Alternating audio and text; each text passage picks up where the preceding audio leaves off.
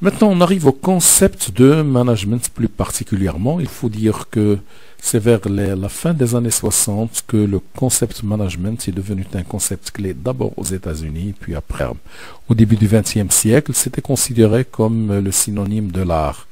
L'art de quoi? L'art du possible. À l'époque, on le définit comme l'art du possible, l'art d'obtenir un certain nombre de choses. Alors la question qui se pose maintenant, c'est est-ce que le management aujourd'hui, on va le considérer comme une science, ou bien comme un art, ou plutôt c'est un ensemble de techniques. Bien sûr, il faut prouver ce qu'on est en train d'avancer. Quoique, donc le temps est limité, mais on va aller vite, surtout pour le niveau qui nous intéresse dans cette leçon comme chapitre introductif de cette formation d'initiation. Alors donc je dis, le management, est-ce que c'est une science? Une science, bien sûr, là, il faut recourir à toutes les notions, à l'épistémologie des sciences pour se poser la question sur ce que c'est qu'une science.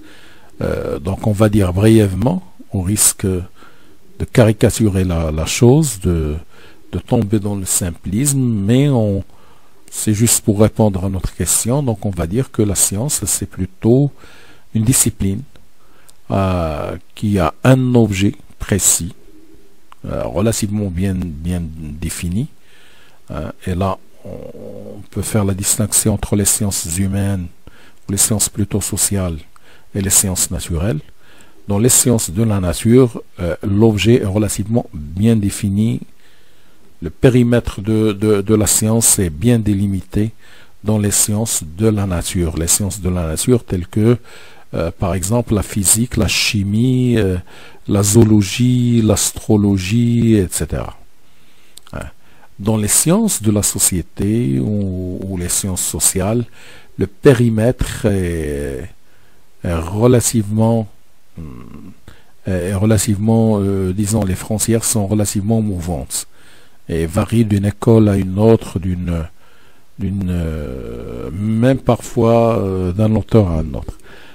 En tout cas, la science a un objet, doit avoir un objet, doit suivre ce qu'on appelle la méthode scientifique. La méthode scientifique, en matière de recherche, l'objectif c'est d'arriver à un maximum d'objectivité possible.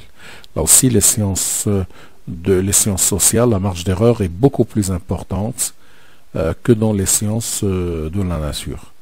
Et l'objectivité est relativement limitée. Pourquoi? Parce que, par exemple, on fait partie d'une nation, d'une population, et on fait une recherche sur cette population.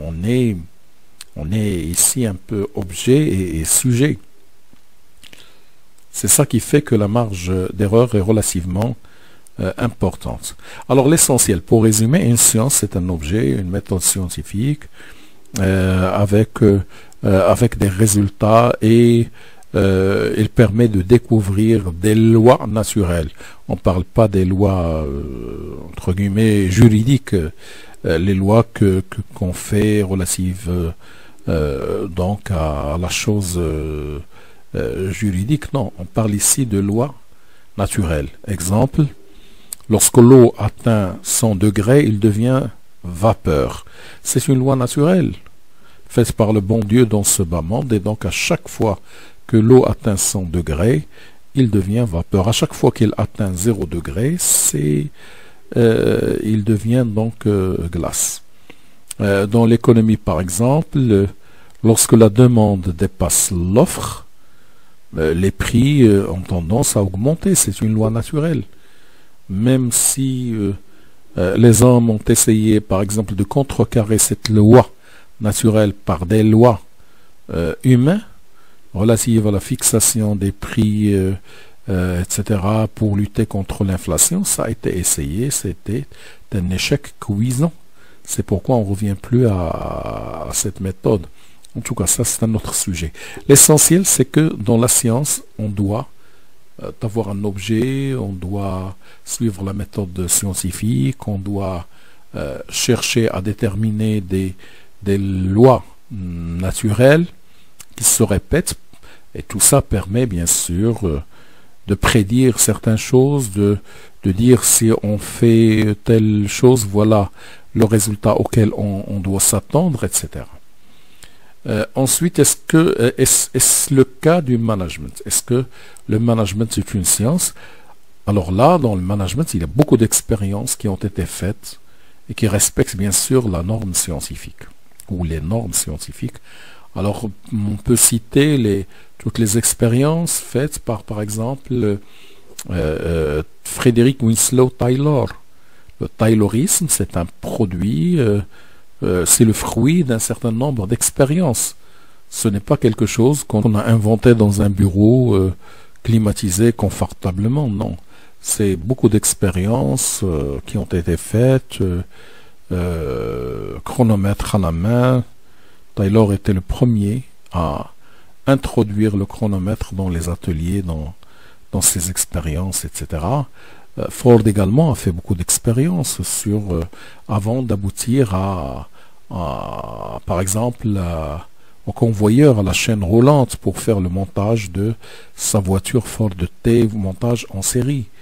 Elton Mayo également, etc.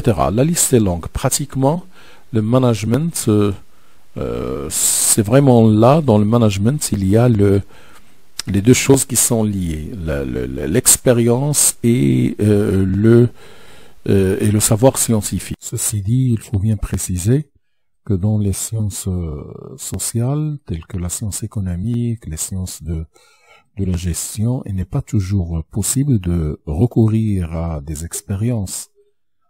Et donc, qu'est-ce qu'on fait dans ce cas? On recourt aux techniques des observations. Et donc, l'observation nous permet nous permet de tirer un certain nombre de conclusions à travers, bien sûr, la déduction, l'induction, etc. Je ne veux pas entrer ici dans les détails des paradigmes épistémologiques, positivistes, logiques ou post-positivistes, ou constructivistes, ou interprétativistes, etc. Ce n'est pas notre propos. L'essentiel, c'est que on essaye de faire l'expérimentation quand c'est possible, mais sinon, on recourt aux techniques aussi d'observation, en respectant bien sûr les normes scientifiques. Et donc, là aussi, il y a la méthode scientifique qui est présente. Et donc, est-ce une science? Oui, c'est parfaitement une science. Un art, on va y revenir. Est-ce que c'est un ensemble de techniques? Est-ce qu'il y a des techniques dans le management? Oui, bien entendu. Toutes les techniques, par exemple, de gestion des ressources humaines, toutes les techniques qu'on utilise pour le recrutement, tels que les tests psychotechniques, les tests psychologiques, les techniques de l'évaluation des collaborateurs, ce sont des techniques managériales. Donc, le management, c'est une science. Elle contient un ensemble de techniques qu'on peut parfaitement utiliser et adapter au contexte d'une entreprise ou d'une organisation quelconque. Et est-ce que c'est un art? Oui, certainement, c'est un art. C'est un art parce qu'il demande une certaine finesse. Lorsqu'on parle de l'art, on parle de la créativité. Est-ce qu'il y a la créativité dans le management? Oui. C'est quelque chose qu'on ne peut pas comme ça prendre, par exemple, une méthode taylorienne ou fordienne ou toyotisme ou tout ce que vous voulez et l'appliquer comme ça, les yeux fermés à un contexte au Maroc ou au Togo ou je ne sais pas moi, ou en Grèce et ça va marcher. Non, pas forcément. Donc il faut tenir compte de la réalité de l'entreprise. Une définition relativement qui est intéressante parce qu'il fait un peu le tour de la question. Le management, c'est quoi? Alors, notre auteur ici, Tietar, nous dit que c'est une action ou art, ou manière de conduire une organisation, de la diriger, de planifier son développement, de la contrôler, s'applique à tous les domaines de l'activité de l'entreprise. Donc ici, on voit bien qu'il y a le côté action, qu'il y a le côté art, qu'il y a le côté manière de conduire une organisation. Et quand on dit manière de conduire, c'est-à-dire, bon, c'est la direction, c'est la planification, c'est le contrôle. Et donc le management, c'est tout ça à la fois. Alors, on va prendre une autre définition, tirée cette fois-ci du dictionnaire Le Petit Robert. Alors, Le Petit Robert nous dit que le management, c'est quoi? C'est un mot qui est d'origine anglaise, mais qui signifie conduite ou direction d'entreprise, hein, dans le cas général, mais il nous dit que c'est plutôt un anglicisme, dans le sens qu'on peut trouver des synonymes dans la langue française, notamment gestion. Et donc le Petit Robert nous donne plusieurs sens du management. Donc c'est un ensemble de connaissances concernant l'organisation et la gestion de l'entreprise. C'est le cas lorsqu'on parle de cours de management ou de séminaires de management. Donc là, c'est un ensemble de connaissances. Par contre, quand on parle de management participatif ou de management autoritaire ou de management à l'américaine, à la canadienne, à la française, là c'est plutôt une application de ces mêmes connaissances à une affaire ou à une entreprise, c'est-à-dire une manière de conduire ou de diriger une organisation.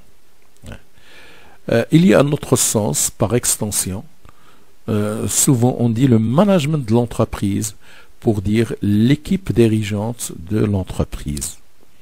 Donc quand on dit le management de l'entreprise a décidé de, par exemple, de lancer un nouveau produit, donc là on parle de l'équipe dirigeante.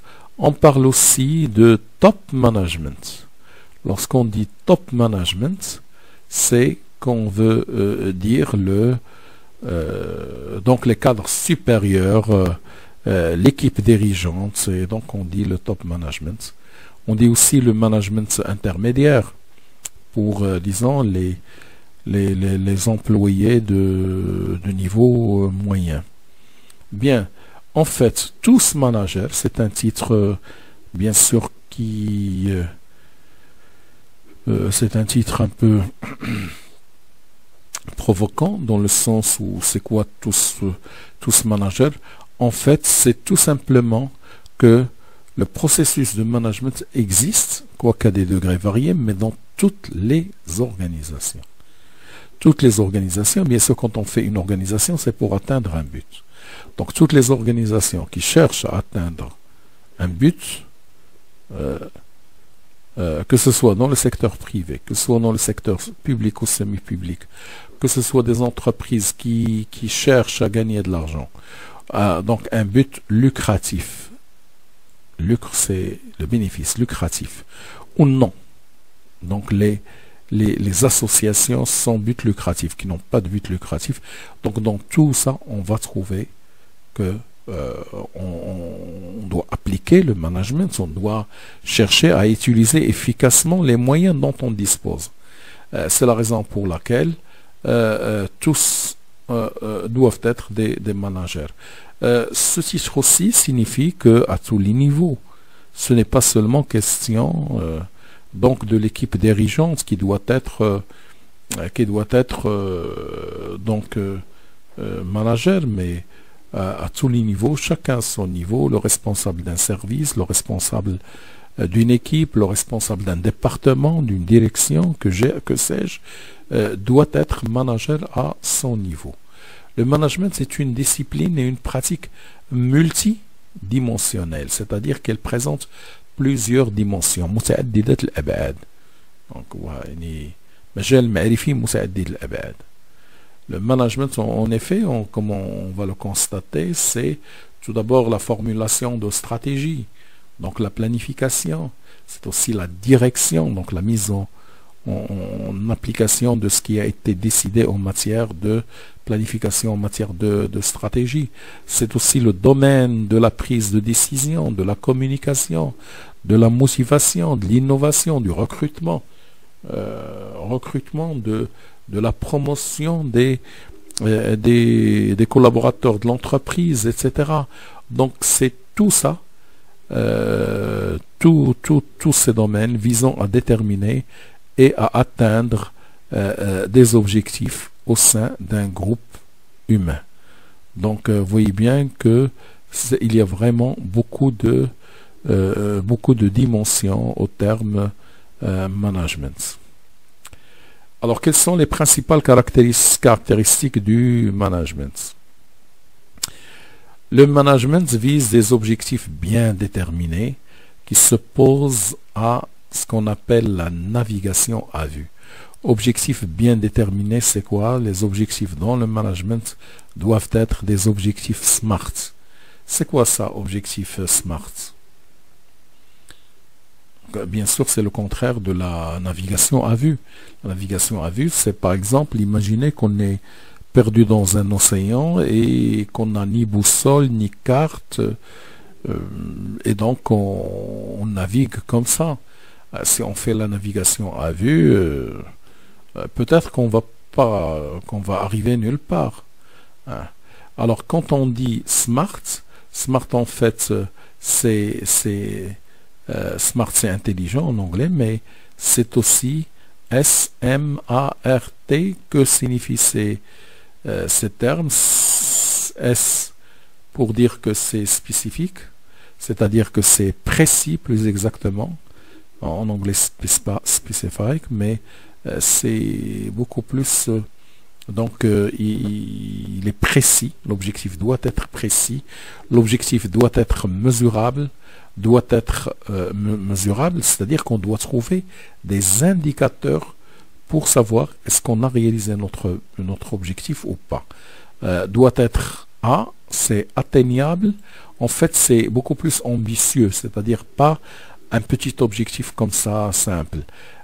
R comme objectif réaliste et réalisable, donc pertinent et lié au poste, mais l'essentiel c'est qu'il doit être pas un rêve ou pas quelque chose d'impossible, il doit être réaliste et réalisable, et surtout il doit être, là c'est notre point de faiblesse dans notre société, c'est le côté temporel, c'est-à-dire avec un échéancier, avec une date précise ou plusieurs dates, s'il y a plusieurs étapes, en tout cas avec des dates de réalisation. Donc ça, par exemple, on va dire qu'on veut augmenter le chiffre d'affaires, donc là c'est bien spécifique, hein, par exemple de 20%, donc c'est mesurable, de 20% en 2021. Donc là, il y a la temporalité, on a un objectif qui est mesurable, il y a un indicateur qui va nous permettre de savoir si on atteint cet objectif ou pas. Donc on veut augmenter le chiffre d'affaires, bon 20% c'est trop ambitieux, on va simplifier, on va dire 10%, même si c'est beaucoup, mais disons. Mais même quand on a dit par exemple 21, 2020 est une année de crise, on espère que 2021 ne sera pas une année de crise, donc même 20%, 30% ou même 100% d'augmentation par rapport à 2020 qui est une année de crise, bon, c'est tout à fait atteignable et tout à fait réalisable si l'année 2020 2021 pardon, s'avère une année normale. Si par exemple 2021 est une année normale, oui, alors que 2020 est une année de pandémie, de crise, oui, on peut donc choisir comme ça des pourcentages qui sont relativement élevés pour une situation normale. Donc, augmenter le chiffre d'affaires avec un pourcentage donné, pourcentage qui est ambitieux, avec un pourcentage, mais en même temps ambitieux, mais ce n'est pas du rêve, c'est réaliste, doit être en fonction de l'entreprise. Donc 10%, 3%, 5%, que sais-je, ça dépend de la situation de l'entreprise, avec une temporalité Donc avec un échéancier déterminé, c'est ça ce qu'on appelle objectif SMART. Le management implique la gestion et la coordination d'un ou de plusieurs groupes de personnes. Deuxième caractéristique aussi du management, c'est que toujours l'homme est au centre la gestion des ressources humaines est vraiment centrale dans le management. Et donc il y a toujours des personnes qui travaillent dans l'organisation et la bonne gestion de ces personnes est quelque chose de fondamental pour la réussite de l'organisation et donc de son management. Parce que vous le savez, la gestion des personnes est autrement plus délicate que celle des machines ou des outils. Le management vise l'utilisation optimale, c'est ça ce qu'on a dit tout à l'heure, l'efficience, l'utilisation optimale des ressources dont on dispose, des ressources de base, que ce soit les équipements, que ce soit les moyens financiers qu'on a, et surtout les moyens humains dont on dispose. En bref, le management vise l'utilisation efficace des matières premières, des ressources de base disponibles dont on a dit pour atteindre les objectifs fixés. etc. Le processus de management. Le management, en fait, est un processus. Un processus signifie quoi? Signifie que c'est un système, que c'est plusieurs choses qui sont, plusieurs éléments qui sont interreliés. Donc, un système d'activité, d'accord, d'activité qui utilise des ressources pour transformer des éléments d'entrée, ce qu'on appelle en management des inputs, des entrants, on dit aussi, en éléments de sortie, des outputs. Il décrit donc le R dans un ordre bien déterminé. Donc, donc il y a ce processus. Donc, le processus managérial, c'est des intrants. Ça peut être donc des données, ça peut être des matières.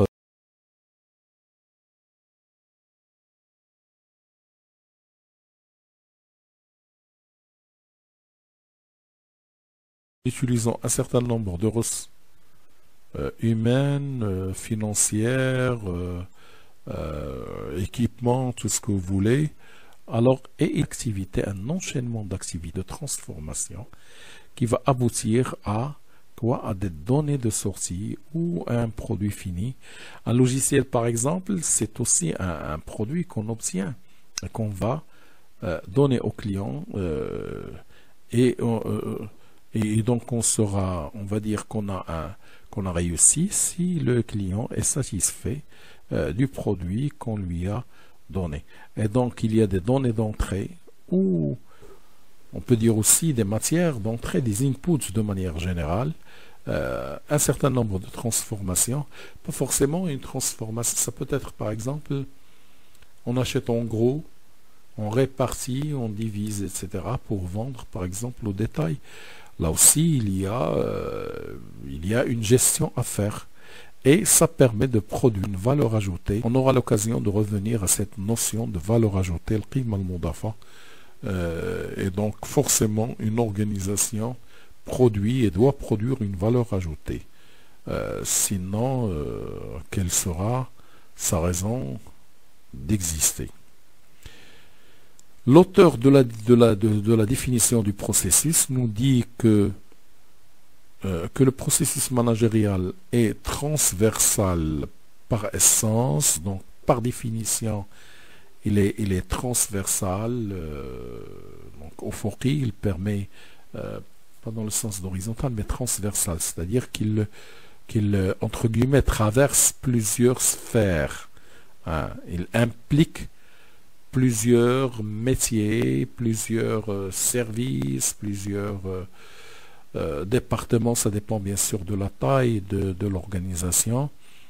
et transforme des données ou des matières en créant de la valeur ajoutée et les transforme pour aboutir à des outputs, donc à des sortants.